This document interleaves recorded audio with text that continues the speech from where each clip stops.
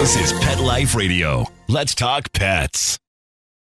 The views expressed by guests on this program do not necessarily represent the views of the host or owners of the Doggy Diva show and do not necessarily constitute endorsement of products. Medical information discussed by guests on this program are those of the guests and is only for informational purposes and should not replace medical advice by your local veterinarian professional.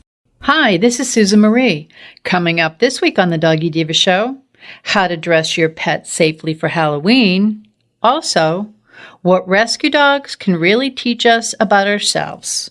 That's what's on our show this week. Let's get started. Hey, did you hear that? What is that? It's the bark heard round the world. The Doggy Diva show. Here's Susan Marie.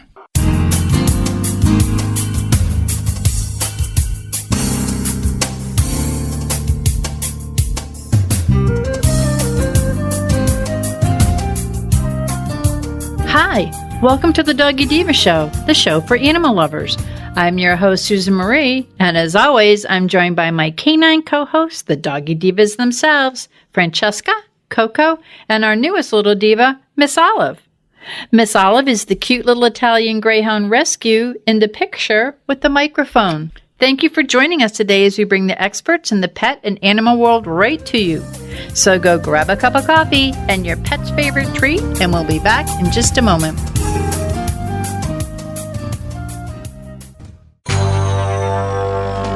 It's DesignerPetSweaters.com. Hand-knitted designer sweaters for your precious pup or cool cat. Beautiful couture patterns for your pets, including custom-knitted formal wear, casual wear, yachting, and even sports-themed. Many designer pet sweaters include feathered tammy hats, top hats, and a lot of sparkle. Each sweater includes leg loops, front paw sleeves, and leash opening. Visit DesignerPetSweaters.com to order your four-legged fashions today. Your pets will stay warm for the winter and be runway ready. Large or small, we fit them all. DesignerPetSweaters.com.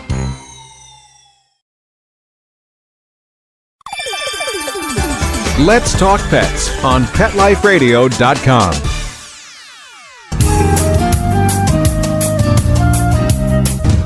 Hey, Monica. Halloween, it's coming up Halloween. That's one of my favorite days of the year. We get to dress up. I get to dress up my pets. Logistically, they say, oh, great, your pet's dressed up. But I do it every week. You are going to tell us how to get pets maybe that don't like to dress up, maybe safe ways to dress our pets up for Halloween. Yes, not all of our pets enjoy being dressed up. Some of them, it's just a foreign thing. It doesn't happen all the time. And the main thing, is just having safety when you do go to the events or do try to dress up a pet. I always tell people, try the costume on, let them wear it before they actually have to, get them kind of used to it. And a lot of things can simply be, something that attaches to the collar, or a lot of times just a simple vest, not, a full costume is something that just Velcros, in the chest area, something very easy. And they've got a lot of lower key costumes that are still really cute. That is not a big deal. They have, little, my sister found one for her lab that is just a harness that, it just goes on top of her harness, but it's got a little jockey guy on the top. So it looks like it's riding the horse, which is her lab because he's huge.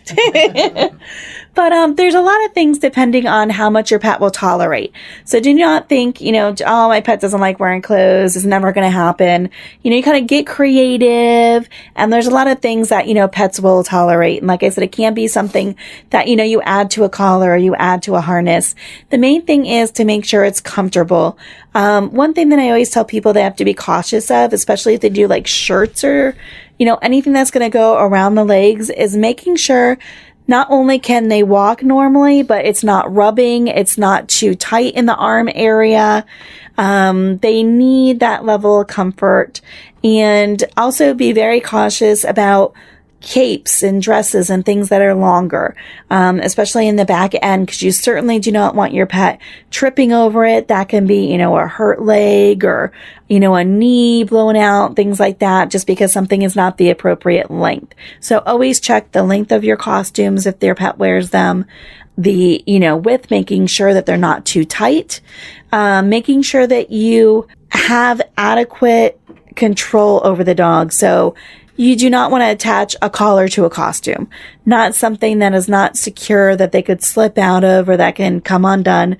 Please make sure you use your regular, collar, harness, whatever, for walking purposes, and make sure that whatever costume you get, you can use your leash and collar or harness or however to walk them with that costume to make sure that, they can get around comfortably.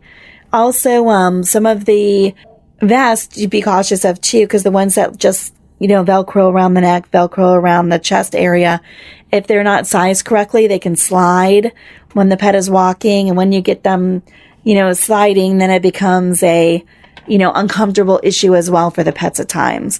So making sure your pet's comfort is, number one, making sure there's nothing blocking his eyesight, masks, things like that.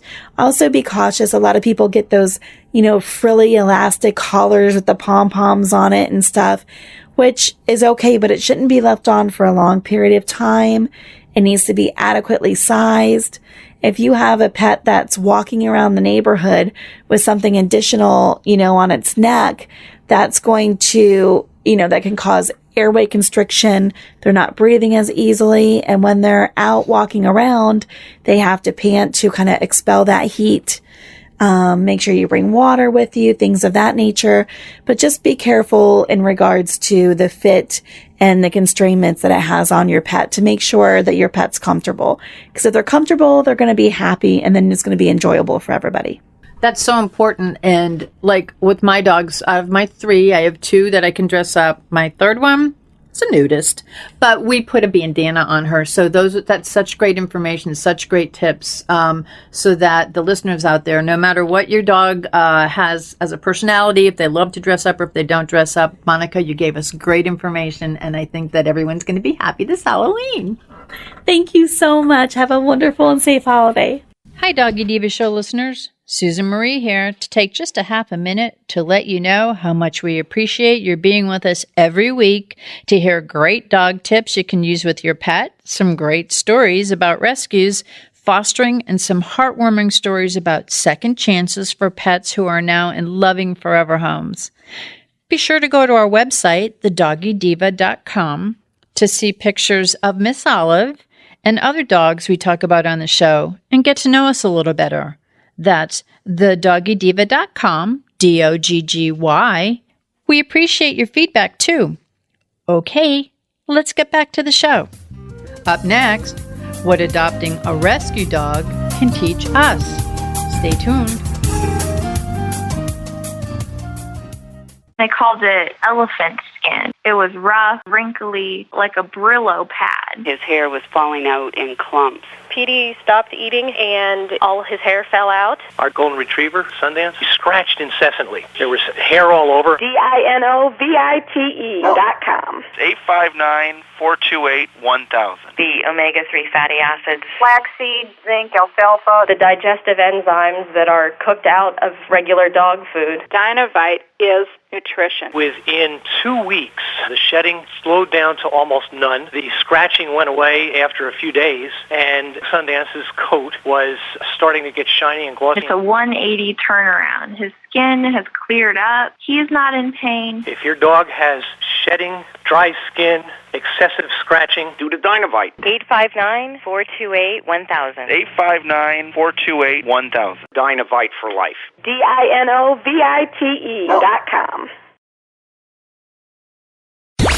Let's talk pets. Let's talk pets On Pet Life Radio. Pet Life Radio. PetLifeRadio.com.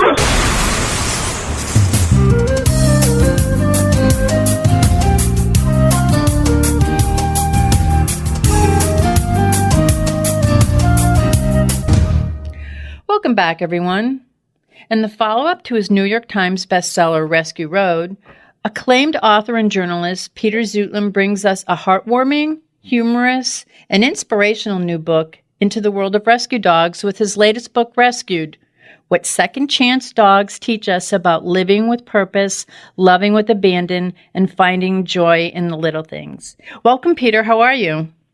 I'm well, Susan. Thanks for having me. Oh, our pleasure.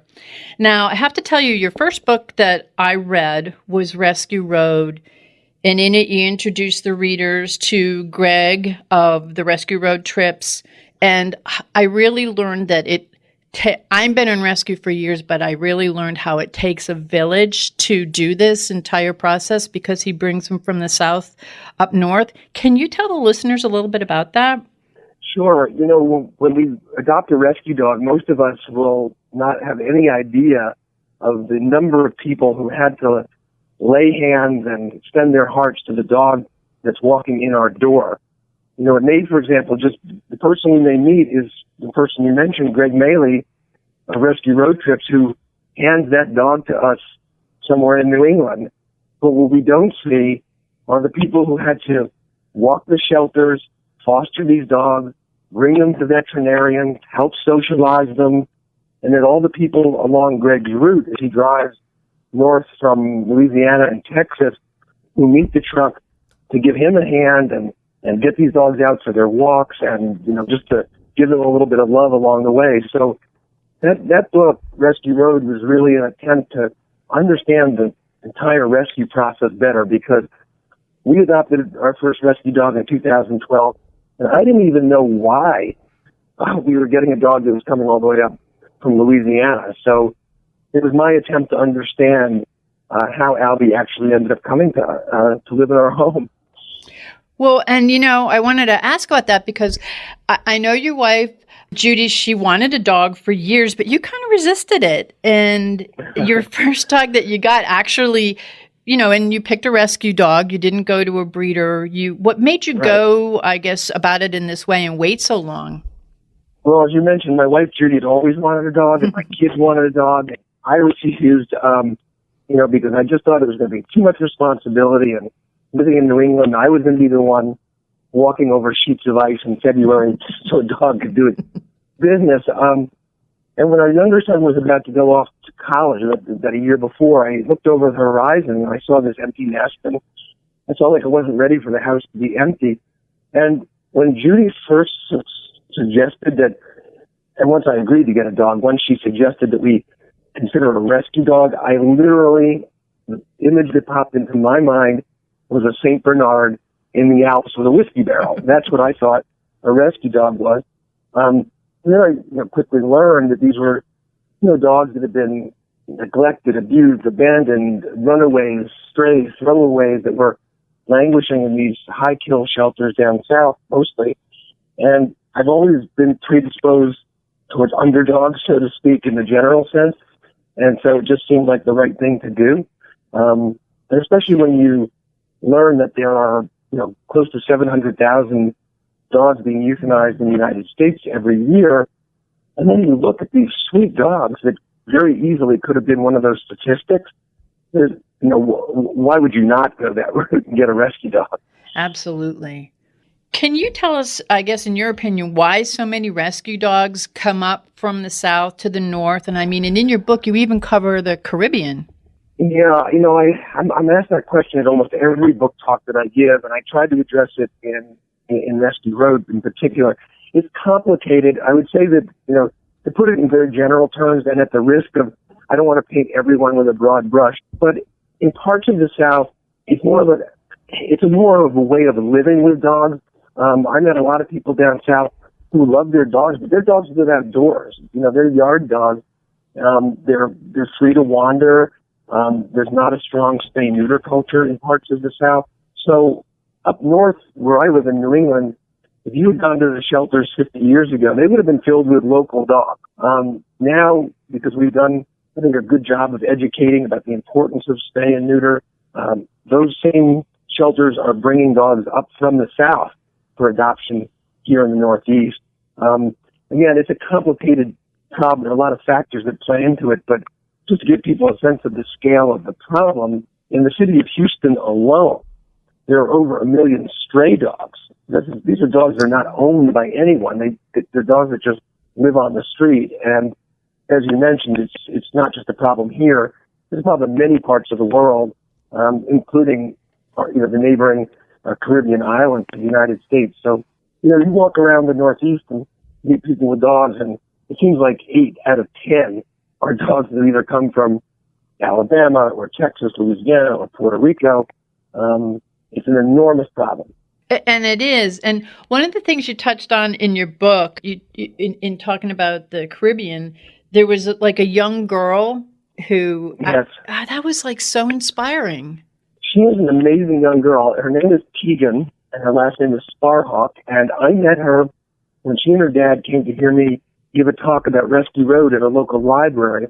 And when I had kids show up for these talks, I always made a point of talking to their parents and to them first, because I wasn't going to show them any gruesome pictures. But I did want them to know that part of the talk would involve some pretty tough stuff about the way dogs are treated in the South and the circumstances under which many of these dogs struggle to survive, and how many of them end up dying. And she stunned me because she said, number one, she had already read my book, and she was 8 years old, but she had also read widely other dog books, and she, on a trip to the Bahamas, had become involved in trying to help rescue what are called pot cakes. These are dogs that are common in Turks and Caicos Islands and the Bahamas. And she started at the age of 6 or 7 raising money to donate to local rescues, including one in the Bahamas, for which she has now raised over $10,000. And she, and I ended up interviewing her for the second book. She has 7 rescue dogs of her own, but she said something very wise to me.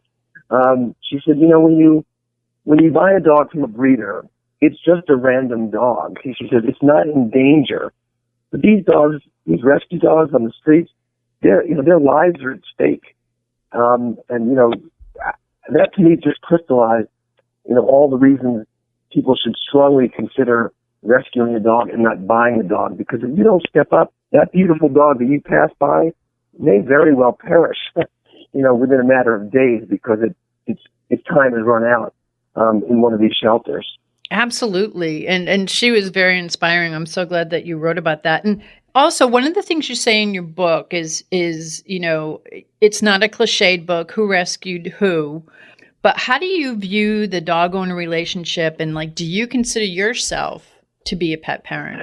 That's a complicated question, because before we had dogs of our own, and I would hear other people talk to their dogs and say, Daddy wants you to do this, or come to Mommy. I used to think it sounded kind of daft. And once Albie came into our home, I struggled with how to refer to myself in relationship to him. Now, I've never called myself Daddy. I struggled with whether to refer to my wife as his mommy. That doesn't come naturally to me. If it comes naturally to you, you should do it by all means, because it is very much a dependent relationship, and these dogs are sort of perpetual, children. And I understand it. I just caution people not to slip into over-humanizing their dog, over-anthropomorphizing their dog, because you have to let the dog live its life as a dog and indulge its dogginess, and don't set up expectations for behavior that are, the kind of expectations you would set up for a human child. I say to people, a dog does have to learn how to live with you. A dog has to learn to live in your house. But first and foremost, it's your responsibility to learn how to live with a dog. And, that means being patient and understanding that dogs will do things, just that come naturally to them that we may find a little bit tough to take. I mean, I have had to try and rescue baby bunnies from the maw of, my lovable yellow lab. It's not pleasant. I don't, admonish him for it. He's just doing what dogs do. And, I don't see myself as their parent. I guess I just see myself as their protector. We have 3 rescue dogs now, and we don't know what misfortunes, fell into their lives before they came to us. But whatever they were, I feel like it's our job to set their world right. And I think that's what makes the relationship with a rescue dog all the more rich and all the more poignant. You can have a wonderful relationship with any dog, wherever it comes from, a breeder, a pet store. But there's something about living with a dog whose life you help to save that just, is very, very deeply gratifying. And that's true. And in your book, you were really clear, which I'm really happy, because sometimes people adopt pets expecting their dog, oh, my dog is going to play Frisbee with me. My dog will love running in the park with me. My dog will, and it's generic expectations. Yes. But they're dogs and they all have their own different personalities. And you got into that in your book, which I really appreciated, because sometimes dogs go back to shelters or to rescues because of the expectations of the parents. I think you absolutely nailed it. I think that's the biggest cause of unsuccessful adoptions is unrealistic expectations on the part of the adopter. And every dog, we have three. They are three totally different personalities. And dogs, just like people, will come, and again, wherever they come from. They may have certain anxieties, they may have certain fears, and it's part of the package that we learn to live with them and help them try to overcome these fears and anxieties, and not go into it thinking of that fluffy golden retriever puppy running through waves of grain as if every moment's going to be a perfect hallmark moment. There are always struggles with anybody that comes into your house. Your children don't come with guarantees either, and yet you love them unconditionally, and the same should be true when you bring a dog into your home. And keep in mind that these rescue dogs, first of all, they are not damaged goods. They are not second-class citizens, but they will have had experiences that may make them anxious or nervous, and most of them will overcome them with a little bit of patience and a lot of compassion.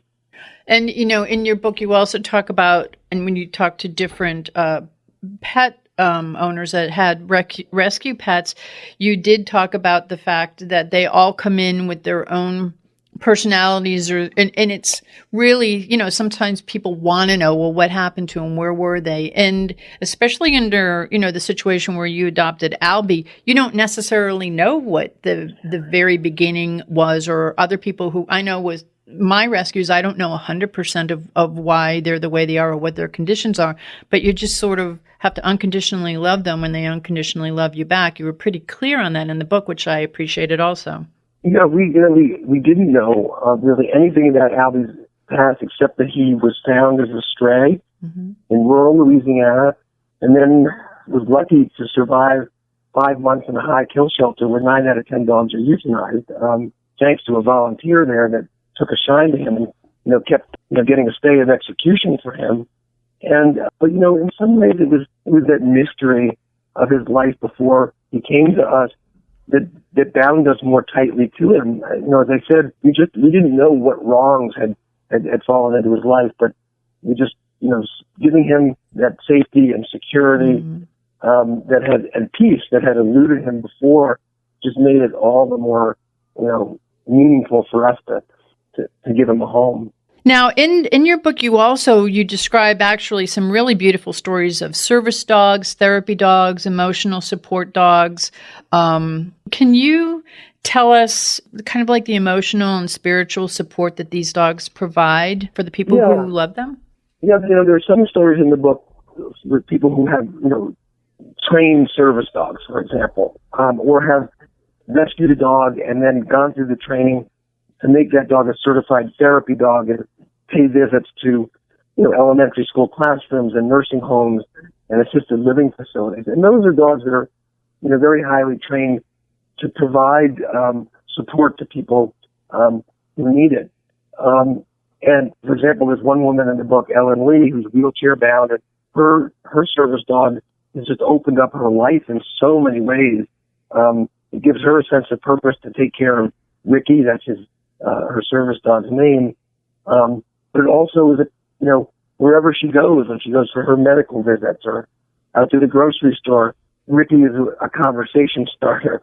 So it, just expanded her social life.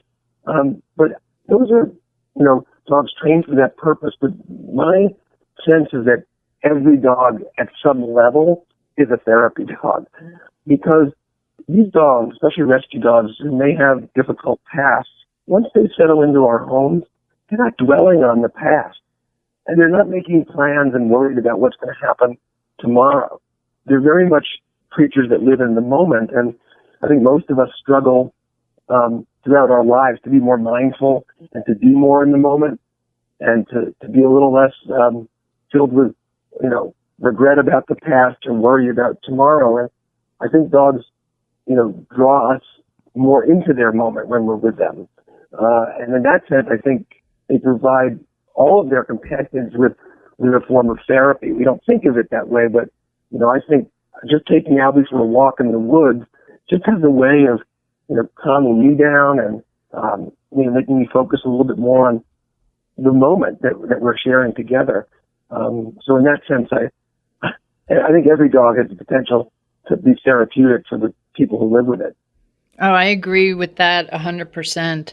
And, in your book, you shared really inspiring stories, and some of them made me laugh. Some of them, kind of brought a tear to my eye, but they were all so genuine. And I have to tell you one thing. You had talked about Albie, and no matter what size, you got him, he's a sizable dog, and you'd bought him a bed that would be his size, and he would keep going to the smaller dogs' beds. I was smiling when I read that because we had a greyhound. We could never figure out why she did it, but we also had a cat, and we had a few greyhounds, and they had those big beds, like you get a dog, the bed the size that they're supposed to fit in. My greyhound, who was a big greyhound, would try to circle and fit in that little cat bed. And when I read your book, you said Albie would go to the smaller bed. It's like we can't figure out why they do what they do, but it really brings a smile to our face because they do it over and over, so it makes them happy. Well, speaking of beds, I just would share one story about Albie because I think this is something anybody who adopts a rescue dog should be alert for. And that's the moment after they come to you when they are telling you that they now identify your home as their own. Absolutely. So Albie slept under the coffee table in the living room for 5 weeks. We didn't know why. And he wouldn't come upstairs when he first came to our house. And I had vowed that we weren't going to sleep in bed with a dog. But after he'd been with us about 5 weeks, one night I came upstairs and he had made himself comfortable in our bed. And I think that was his way of telling us he finally felt secure enough, safe enough to take this, what I call his leap of faith, into our bed. And needless to say, one looked at him and I just melted and my objections to sleeping in dog with the bed disappeared. But it can be a very special moment in the life with a rescue dog. So if you do adopt a rescue dog, be attuned to that. Some of them will bound into your house and make themselves comfortable in 5 minutes. Some will take longer, but it can be a very precious moment, if you can identify it. I know when we adopted my little Italian Greyhound, Miss Olive, she was from a situation, we are not 100% sure, but we know that it wasn't good. She wouldn't cross through thresholds at the house. We'd literally have to carry her. And then the day that she finally went through the threshold herself, and it was quite a few months, it was like that big hallelujah moment. So you talk about the homecoming moments. There's just that moment when oh my gosh, they're home, they're okay, They understand, because it doesn't happen within the first day. It may not happen in the first week. It may not even happen in the first month. And I appreciated your saying that because that also made me think of what we went through with Olive. Now, we've talked a little bit about your dogs, but you have Albie, who came from Louisiana. And then you have 2 other rescues also. So can we just talk a little bit about them? Yeah. The second rescue dog we have, Selena, was actually a dog that I met when I was riding on Greg Maley's truck doing my research for the last book, Rescue Road. She was the puppy, and she was part of a litter that was born to a dog that belonged to a young man in rural Louisiana, a terrific young kid who really saved the lives of the entire litter because his dad said, look, we can't afford all these puppies. You've got to take them to the pound. And this young man, C.J. Nash, knew that was going to be a virtual death sentence. So he reached out to a friend's mom who he knew was involved in rescue work and saved the entire litter. And there was this dog, her name is Selena, and she was on the transport, and she was very scared. She was extremely beautiful, and I just took a special liking to her. And some nights when she couldn't settle down and sleep like the other dogs, I sat in the back of the truck, and this is a big trailer truck, with Selena all night long in my arms. And by the time we got north, and she was going to an adoption event in Rhode Island, we decided we couldn't bear to see her go off with anyone else. The third dog, Jambalaya, also from Louisiana, she came to us when she was about a year and a half, and she'd already had a litter of puppies, and her owner surrendered her. He was caught in a flood, and he told the neighbor he was going to have to shoot the dogs, and the neighbor pleaded with him not to, and she took the dogs and got them into a rescue situation. And so that's how Jambalaya ended up being a rescue dog, and she came to us a little over a year ago. So we're now outnumbered. It's sometimes it seems like a lot of work, but the joy just outweighs any of the extra work that you have to do. And truth be told, having 3 isn't that much more work than having 2.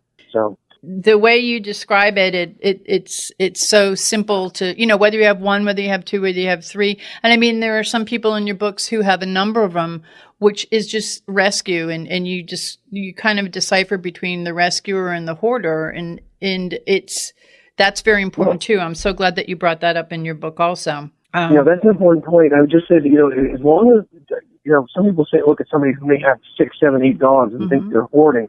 And they may be if those dogs aren't being well cared for and they don't have the resources or the attention to make sure those dogs are living great lives. A woman I interviewed for the book in southern Vermont, Adrienne Finney, who's got a pack of about 10 labs. She lives on a beautiful farm, many acres of land. And as she said to me, every one of these dogs lives with me as if it were the only dog.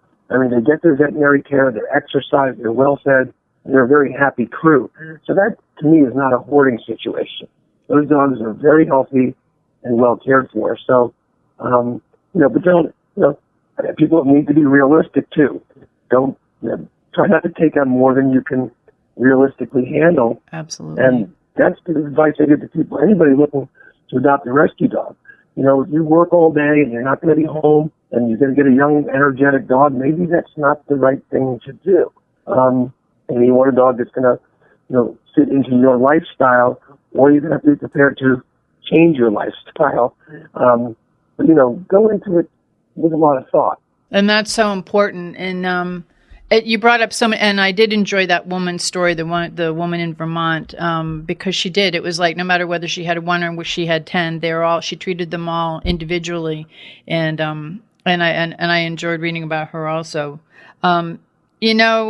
Peter, I do want to thank you for all the work that you do and what you've brought to attention about the rescue dogs on Rescue Road and now in your book, Rescued, and for sharing so many wonderful stories. I mean, I think that it's important for people who are looking to adopt or people who are looking to foster. It's really important to read a book like yours because it tells exactly kind of like what it's about, what the expectations to have, and the realistic. And I appreciated that a lot. So, well, thank you so much. I mean, I just feel like I'm preaching the gospel of rescue because I really believe that people should at least strongly consider going that route if they're getting a dog.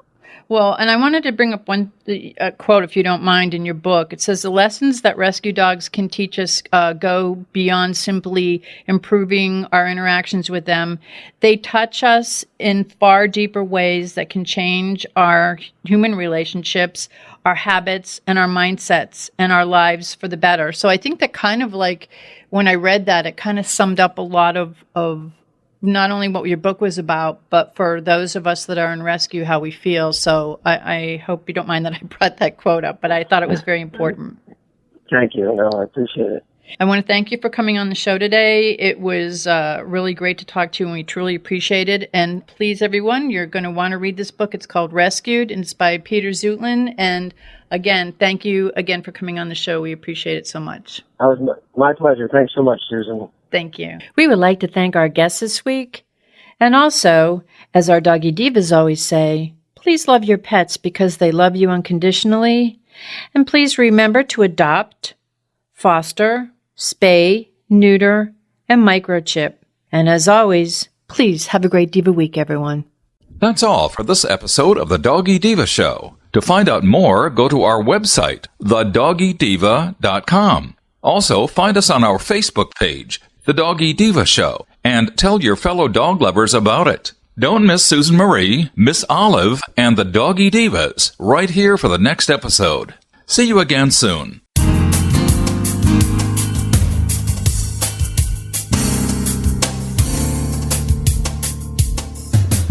Let's Talk Pets, every week on demand, only on PetLifeRadio.com.